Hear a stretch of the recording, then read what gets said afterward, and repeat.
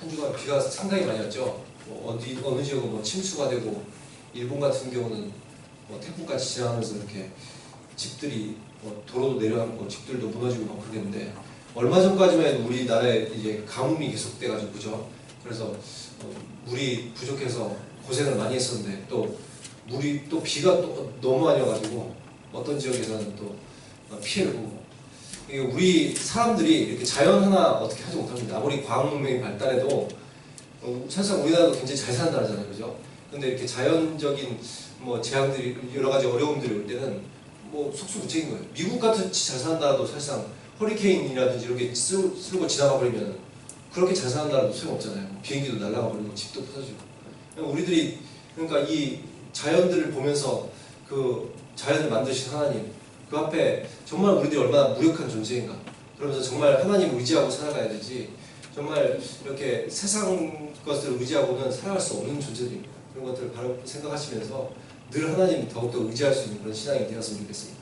오늘 말씀 보도록 하겠습니다. 예수님께서 사실 이제 성경에 예언하기로는 이제 베들레헴에서 예수님이 태어난다고 하셨어요, 그죠? 그래서 실제로 베들레헴에서 예수님이 태어나셨고, 또 예수님이 원래 베들레헴 살지 않고 계셨는데도 베들레헴에 가서 태어나도록 만드셨잖아요, 그죠? 성경에 보면은 거기서 갑자기 말도 안 되게 호적 조사를 갑자기 시켰어요. 그래서 예수님이 그쪽으로 가서 예수님이 태어나게 되고, 그래서 우리들이 너무나 잘 아는 동방박사 이야기, 그러니까 나오고 하는 그 사건이 거기잖아요, 그죠? 그래서 그쪽에서 베들레헴에서 태어나시고, 그리고 이집트에서 유년기를 보내시고, 나사렛이라는 동네에는 예수님께서 사실 오랜 세월 동안, 오랜 그 시간 동안 지내시면서 고향 같은 곳이에요. 사실 고향은 아니지만 고향같이 지는 거예요.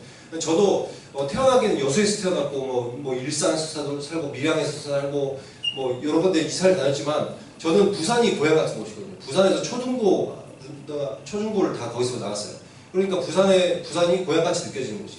예수님한테도 비록 이제 베들레헴에서 태어나셨고 이집트에서 유년기를 보내셨지만, 그러나 예수님의 마음속에는 약간 나사렛이 고향처럼 느껴지는, 그리고 그 동네 사람들도 예수님을 빠삭하게 알고 있죠. 인구가 한 3천 정도밖에 되지 않는 그런 동네이기 때문에 사람들이 그 정도면 다 알잖아요, 그죠?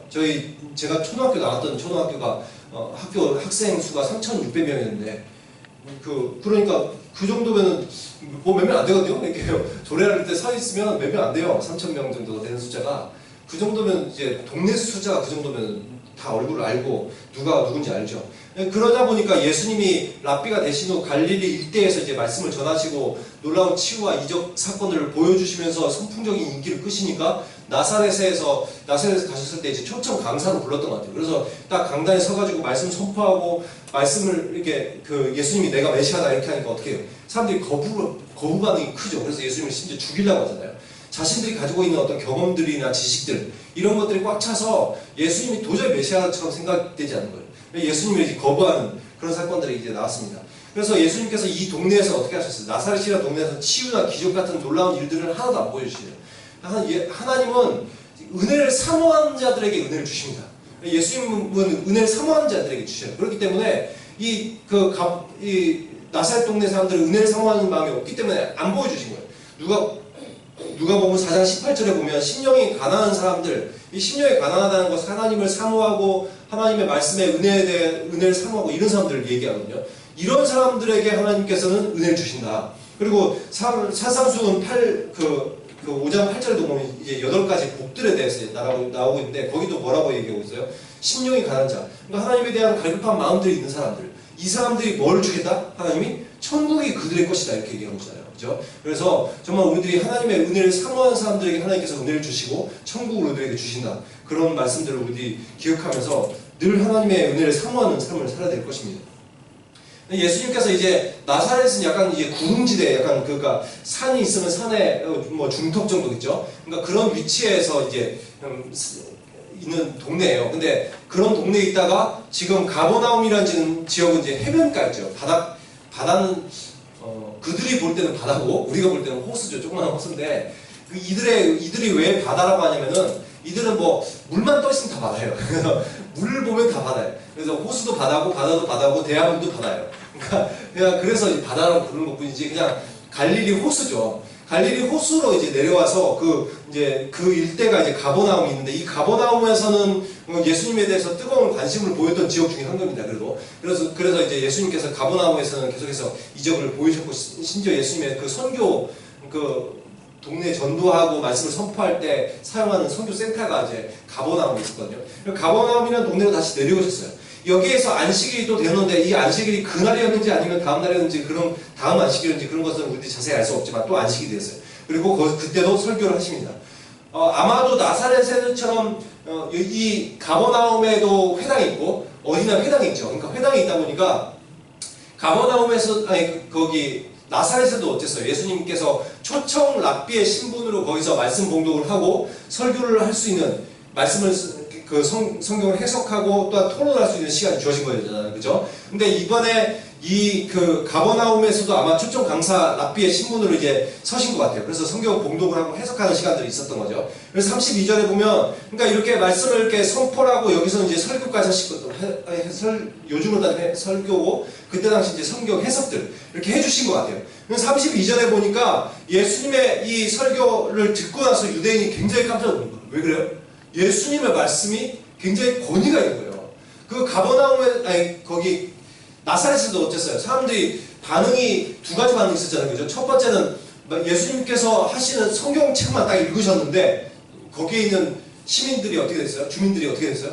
성령에 압도되는 거예요. 굉장히 깜짝 놀란 거예요. 막 은혜가 되는 거예요. 근데 문제는 그럼에도 불구하고 예수님께서 메시아라고 선포했을 땐 거부하죠. 그죠?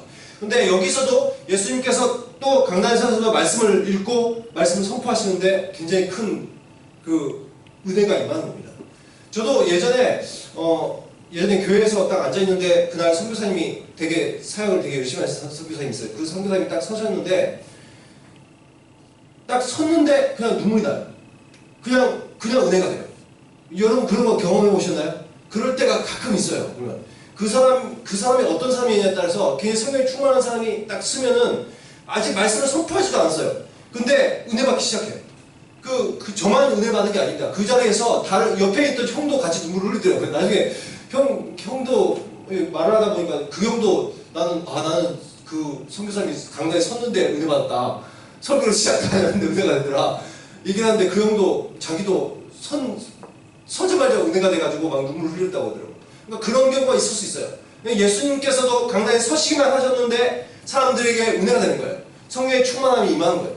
그런 놀라운 능력들이 나타나는 것이죠. 평소에 이것은 다른 랍비들에게서 느낄 수 없었던 그런 성령의 은혜죠.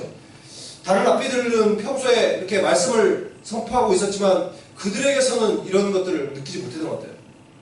저희들도 그럴 수 있잖아요. 이렇게 말씀을 들어도 늘 졸리기만 하고 은혜가 안 되고 설교는 원래 지루한가 보다, 이런 생각을 하게 만드는 경우가 있을 수 있어요.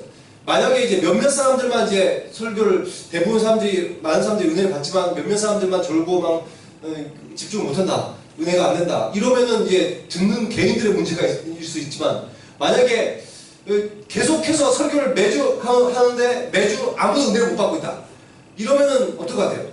그거는 설교자가 지금 성령 충만이 못하나, 이런 생각들을 설교자 본인이 해봐야 됩니다. 왜냐면 이게 성령께서는 우리들이 다 은혜 받기를 원하셔요. 그리고 이 설교를 하는 사람들에게 성령께서 역사하셔서 그의 입술에 권세를 주셔서 말씀을 선포할 때 성령의 능력의 말씀으로 선포하게 하신 거예요. 그리고 듣는 청중들의 귀를 열어주셔서 우리들이 말씀을 들을 수 있도록 하시고 말씀에 은혜 받도록 역사하시는 분이 누구라? 성령님이시라는 거예요. 그래서 만약에 우리들이 생명의 말씀을 전하고 있고 진리의 말씀을 전하는데 아무도 은혜를 받지 못한다, 이런 일들은 일어날 수 없는 일이에요. 그것은 둘째 한계예요. 청중들이 전부 다 성령의 은혜를 받기를 싫어하는 사람들이거나, 아니면 설교자가 정말 문제가 있거나, 이렇지 않은 이상은 그런 일들이 일어날 수 없다는 거예요. 그런데 지금 이 설교가 주업인, 말씀을 전하는 것이 주업인 사람들이 은혜를 못 끼친다? 그건 참 권위가 없다. 이건 참 굉장히 비극인 것이죠. 근데 지금 예수님 당시에 랍비들이 어떻다는 거예요? 랍비들의 상태가 지금 이래요. 거의 말씀을 아무리 선포를 하는데 사람들이 은혜를 못 받는 거예요. 뭐가 문제겠어요? 랍비들의 문제가 있었다는 거예요. 이 사람들은 별로 하나님의 은혜를 사모하지 않는 많은 랍비들 중에 그런 사람들이 있었고, 그냥 말씀을 그냥 외우고 말씀을 잘 알기는 아는 것 같지만, 그러나 하나님과 친근하지 않은 그런 사람들이 강단에 서니까 은혜가 안 되는 거예요. 지금 이런 상태에 이런 설교들만 들어왔는데 대부분의 성도들이, 근데 예수님께서 강단에 딱 서셔서 성경책만 읽으셨어요. 근데 사람들이 은혜 받기 시작합니다. 왜 그래요? 성령의 충만 가운데 있습니다. 예수님들. 그러니까 그 모든 그 예배 분위기를 압도하고 예수님께서 말씀을 하실 때 이들에게 그들이 갑자기 오늘은 뭔가 다르다. 이제까지 우리들이 랍비에게 들을 수 없었던 권위 있는 말씀이구나. 이걸 느끼기 시작합니다. 물론 예수님께서는 물론 다른 설교자와 다른 중요한 이유도 있죠. 예수님은 어떤 분이셔요? 본인이 하나님이시니까. 당연히 다른 어떠한 설교자가 설교할 수 있는 것보다도 훨씬 권위 있는 설교를 할 수 있습니다. 그러나 다른 설교자들도 권위 있는 설교를 할 수 있어요. 언제요? 성령이 충만할 때 그렇게 할 수 있다는 거예요. 이렇게 성령의 기름 부으심 있는 설교, 그리고 하나님 자신이 설교를 선포하시니까 영적 권위가 느껴지고 청중들이 이렇게 성령에 압도되고 큰 은혜를 받기 시작했습니다. 그리고 이렇게 권위 있는 말씀이 선포되기 시작하니까 회당에, 여기에 보면 회당 가운데 뒤쪽에 구석에 굉장히 그 더러운 귀신 들린 자 한 명이 앉아 있었던 것 같아요. 그 사람의 귀신 들림이 드러나기 시작한 거예요. 그래서 성령의 말씀은, 성령께서 능력 주셔서 하시는 말씀이 권위가 있어요. 그러다 보니까 이 성령의 능력은 사탄의 권세를 이길 수 있는 능력이 있는 권세의 말씀이거든요. 그러니까 사탄의 그런 귀신 들린 사람이 드러나기 시작한 거죠. 34절 보면 귀신 들린 사람이 그래서 크게 소리 지르면서 34절에 이렇게 얘기합니다. 나사렛 예수여, 우리가 당신과 무슨 상관이 있습니까? 우리를 없애려고 오셨습니까? 나는 당신이 누군지인지 압니다. 당신은 하나님의 거룩한 자십니다. 이 지금 나사렛 사람들은 어땠어요? 예수님이 메시아라고 본인이 선포해 주셨음에도 불구하고, 이 메시아라고 얘기했음에도 불구하고 메시아인지 못 알아보죠. 지금 유대인들은 예수 그리스도의 예수님이 메시아라는 사건을, 메시아라는 걸 잘 모르고 있었기 때문에 예수님 십자가에 못 박게 내어주잖아요. 그죠? 나중에도. 그런데 지금 누구나 알아요? 귀신은 예수님이 어떤 분인지 알아요. 어떻게 알겠어요? 귀신은 영적 존재잖아요. 그도 하나님과 이 모든 영적 세계를 알아요. 그 모든 영적인 질서를 압니다. 하나님이 대빵이신 걸 알아요. 그리고 예수님은 하나님의 아들이신 걸 알아요. 그러니까 그분이 이 땅 가운데 오셨다는 걸 알기 때문에 이 귀신들은 벌벌 떨 수밖에 없는 거예요. 예수님께서 이 강단으로 들어오실 때 귀신 들린 자는 그때부터 그 안에 있는 귀신이 얼마나 쫄았겠어요. 이 세상을 만드셨고 모든 자기들을 멸할 수 있는 권세를 가지신 분이 강단에 서셨단 말이에요. 그때부터 긴장을 벌벌 떨고 있었겠죠. 그러고 나서 예수님이 선포하고 나니까 그가 소리 지르기 시작한 거예요. 근데 참 이걸 보면서 이런 생각이 들었습니다. 이 귀신 들린 사람이 오늘 이 회당에 처음 나왔을까요? 여러분, 지금 이 회당에 이 귀신 들린 사람이 오늘 처음 방문했을까요? 동네 회당이 요즘 우리 지금 현대에 있는 동네 교회들도 그렇듯이 동네 교회들도 대부분 사람들이 동네 사람들이 오잖아요. 그죠? 이런 교회는 그나마 이제 혁신도시가 있기 때문에 외부 사람들이 이렇게 와보고 뭐 예배가 마음에 안 들면 갈 수도 있고 뭐 이렇게 정착을 할 수도 있고 그렇지만 동네 교회, 이 고립된 지역에 있는 그 옛날의 그런 동네들을 생각해 보시면 거기에 동네 교회라면 동네 사람들만 교회에 와요. 그죠? 동네 사람들만 회당에 오는 것이 일반적입니다. 만약에 그렇지 않고 다른 사람이 왔으면 모든 사람들이 그 사람들 관심 가지고 쳐다봤을 거예요. 근데 그런 반응들이 없었던 것 같아서 봐서는 이 귀신 들린 사람들이 늘 그 동네에 있었던 사람인 것 같아요. 그런데 왜 그동안 여기에는 분명히 회당을 관리하는 회당장, 요즘은 따는 장로님이 있고 그 다음에 거기에는 다른 마을의 장로님들도 있고 그 다음에 그 동네에는 랍비들도 있을 것이고 바리새인 서기관들도 있을 것입니다. 근데 왜 저 귀신 들린 사람이 있음에도 불구하고 이 사람이 귀신 들리는 것을 사람들이 몰랐을까요? 아니면 뭐 알았을 수도 있죠. 근데 왜 귀신을 못 쫓았을까요? 뭐가 문제일까요? 이 사람은 영적인, 일단은 뭐 만약에 귀신 들린 사람인지 몰랐다면 그 사람이 영적인 분별을 할 수 있을 정도의 삶이 아마 없었을 것입니다. 아니면 그 사람 귀신 들리는 것을 알면도 불구하고 치유할 수 있는 치유의 능력을 가진 사람이 없었을지도 몰라요. 어찌되었건 귀신 들린 사람이 회당 가운데 있는데 그 사람 치유하지 못했어요. 근데 회당에 들어왔던 걸 봐서 귀신 들린 사람이 회당 안에 들어오기는 어려울 거거든요. 귀신 들린 것을 안다면 아마도 모르는 사람이 몰랐던 것 같아요. 그럼 아무리 거기서 유대식 교육을 받고 또한 선생으로 활동하고 있는 사람들도 귀신 들린 사람조차 알아보지 못하고 있다. 저는 이것을 보면서 그런 생각을 해봤습니다. 정말 영적인 분별력이 없는 어떤 교회들, 그리고 귀신조차 두려워하지 않는 거예요. 여러분, 귀신 들린 사람이 들어왔는데 거기에서 날마다 강단에 설교자가 서서 설교를 했는데도 불구하고 그 사람이 전혀 귀신 들린 사람이 진리의 말씀을 접할 때 반응하지 못했다면, 그러면 그 교회는 어떻다는 거예요? 그 회당은 어떻다는 거예요? 성령의 능력이 없다는 거예요. 귀신조차 두려워하지 않는 교회인 거예요. 하나님의 능력이 없는 교회인 거예요. 그것이 지금 이 2000년 전에 이스라엘의 모습이었다는 거예요. 하나님의 능력이 나타나지 않는 그런 동네들, 그런 교회들. 교회는 마땅히 말씀의 권위가 있어야 돼요. 말씀이 선포할 때 사람들이 은혜를 받아야 됩니다. 그리고 치유와 회복이 일어나야 돼요. 교회에 오면 놀라운 역사들이 일어나야 됩니다. 그것이 정상적인 거예요. 귀신도 떠나가야 돼요. 성령의 능력이 나타나는 곳이 바로 교회인 것입니다. 예수님께서 이 땅에 오신 이유가 그것이잖아요. 하나님의 놀라운 능력으로 세상을 구원하기 위해서, 세상을 치유하기 위해서 이 땅에 오셨어요. 그렇기 때문에 예수님께서 이 강단에 서서 말씀을 선포하실 때 그 권위 있는 말씀을 선포하시니까 사람들이 은혜를 받게 되는 것이고, 귀신 들린 자가 귀신 들렸다는 것이 드러나기 시작한 거예요. 그러고 나서 예수님께서 그 귀신 들린 자를 향하여서, 귀신을 향하여서 말씀하시죠. 야, 조용히 하고 거기서 나와. 명령하시니까 귀신이 이제 떠나갔다고 성경 말하고 있습니다. 복종하고 떠났다고 말하고 있습니다. 36절에 보면 이 장면을 보면서 마을 주민들이 굉장히 깜짝 놀란 거예요.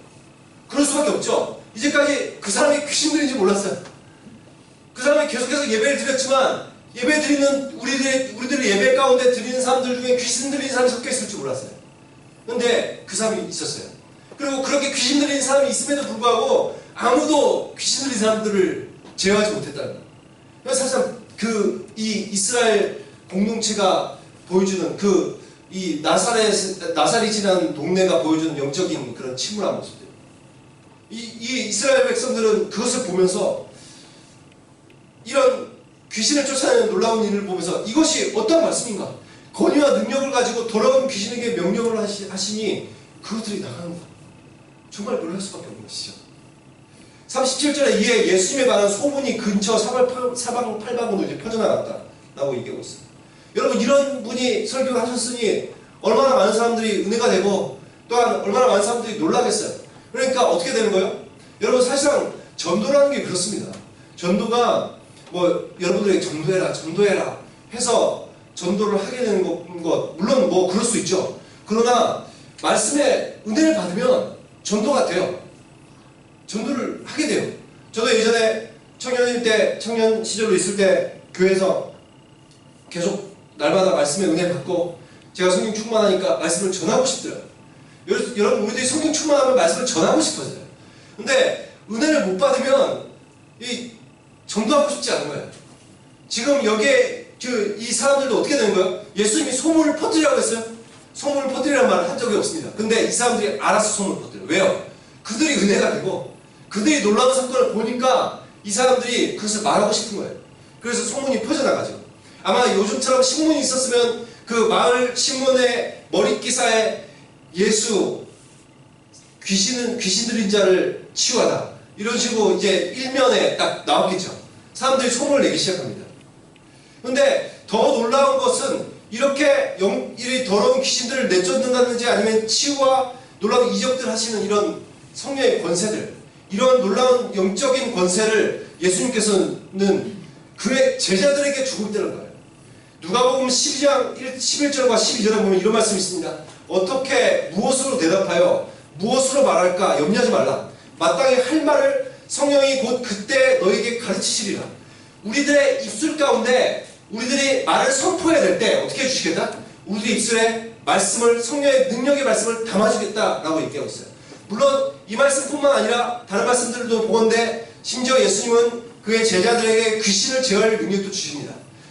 놀라운 기적들을 베푸실 수 있는 능력도 주셔요. 누구들에게 주신다고요? 그의 제자들에게. 우리들은 예수 그리스도의 제자들입니다. 그럼 우리들도 어떻게 되는 거예요? 예수님께서 우리들에게 놀라운 능력을 주실 수 있으셔요. 성령께서는 말씀을 선포하게 할 때 마땅히 할 말을 우리들 입술에 담아주는 거예요.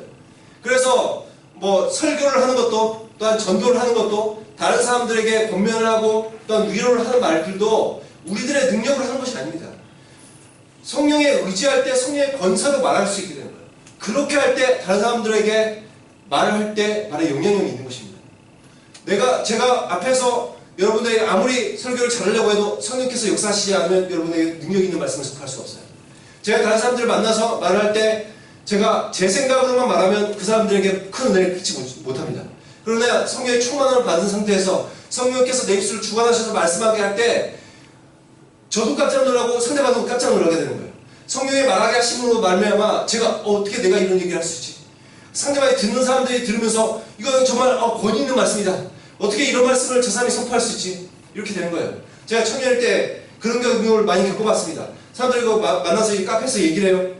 몇 달 혹은 1년 이상 동안 오랫동안 만나지 못한 사람이에요. 그래서 말을 하는데 그 사람이 이제 그 여러 가지 문제들에 대해서 얘기를 합니다. 근데 어느 순간 갑자기 하나님께서 부어주시는 마음이 있어요. 그럼 그 사람에게 막 말하기 시작합니다. 근데 제가 막 놀래요. 내가 생각한 말이 아니니까. 근데 상대방도 놀랍니다. 많은 치유와 그런 회복이 일어나요. 또한 기도할 때 기도회 가운데서 저는 기도를 잘하는 사람이 아닙니다. 여러분들 기도를 들어보셔야 알겠지만 저렇게 기도하는 사람도 아니고 기도에 능력이 있는 사람도 아니에요. 근데 기도를 할 때 어쩔 때 한 번씩 성령의 충만함을 받을 때가 있어요. 그러면 기도가 제가 생각했던 것보다 훨씬 대단한 기도를 드려요. 그러면 제가 놀랍니다. 일단은 어떻게 내가 이런 기도를 드릴 수 있지? 상대방이 놀래요. 그래서 나중에 기도가 끝나고 저한테 어떤 자매가 찾았어요. 그래서 오빠 오늘 기도가 참 능력 있는 기도를 하는 걸 내가 봤다. 그래서 내가 정말 은혜를 많이 받았다. 막 내 성령이 내 심령이 막 뜨거워지더라. 그래서 내가 느끼기에는 아무래도 오빠가 평소에 오빠 상태가 아니었다. 그래서 오빠의 능력으로 기도한 것이 아니지. 그래 내가 오늘 성령 충만함 가운데 기도했으니까 그래 오빠는 평소에 기도를 그렇게 하는 사람이 아니야. 예, 저도 알죠. 저도 알아요. 어쩔 때 설교할 때도 마찬가지예요. 어쩔 때 설교할 때 성도들이 찾아서 갑자기 그런 얘기를 합니다. 오늘 엄청나게 자기 심령이 뜨거웠다는 거예요. 여러분 어쩔 때는 제가 평소에 설교를 항상 준비하는 것은 비슷해요. 비슷한 양만큼 시간만큼 준비하고 어쩔 때 심지어 설교를 준비를 거의 못하고 올라올 때도 간혹 있습니다. 그런데 갑자기 그날 은혜를 받을 때도 있어요. 심지어 어떻게 이런 일들이 일어나요? 제 능력으로 하는 것이 아니에요. 하나님께서 저에게 성령의 능력을 담아주시는 거예요. 그래서 선포케 하시는 거예요. 그렇기 때문에 놀라운 역사가 일어나는 것입니다. 이런 것은 성경에 끊임없이 일어나고 있어요. 선지자들도 어떻게 해요? 성령께서 능력을 주셔서 백성들이 귀담아 들을 수 있는 말씀을 선포하게 하는 거예요. 그렇기 때문에 그 선지자들이 능력 있는 말씀을 선포하는 것입니다. 예수님의 제자들이 성령의 충만함을 받아 성령 강림 사건 이후에 성령의 충만을 받아서 그들이 성령 충만 가운데 있으니까 말씀을 선포하는데 한 번의 설교의 장소에서 3,000명이 회개하더라고요.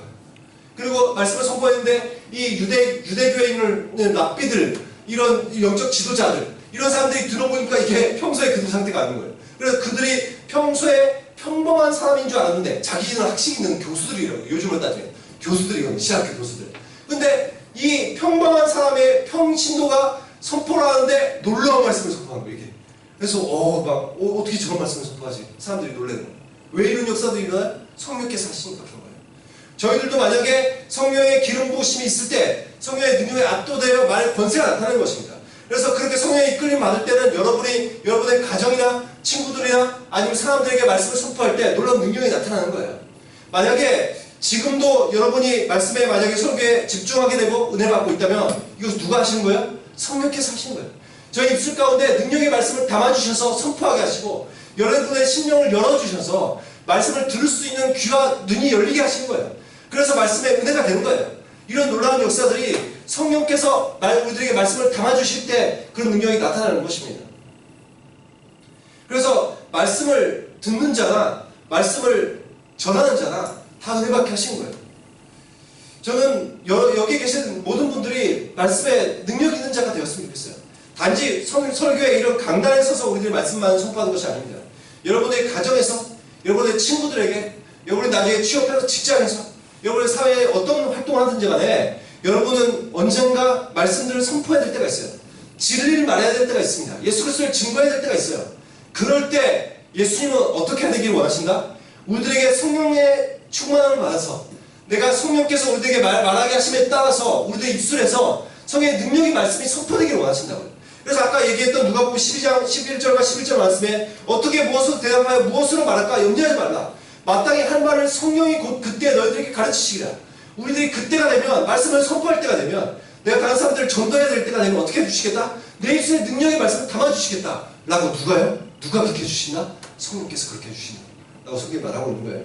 그래서 정말 여러분들도 말씀에 권세가 있는 사람들이 되어서 늘 이 주님, 내가 친구들에게 또한 내 가정에서 또한 내 일상 가운데서 말씀을, 하나님의 말씀을 전하고 싶은데 하나님 어떻게 해야 되겠습니까?